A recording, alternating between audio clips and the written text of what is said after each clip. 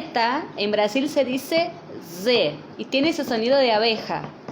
La letra S entonces va a tener sonido de Z siempre cuando esté entre dos vocales, como en las palabras Brasil, mesa, casa, blusa, casal. Bom, quero ver vocês praticarem então. Tchau!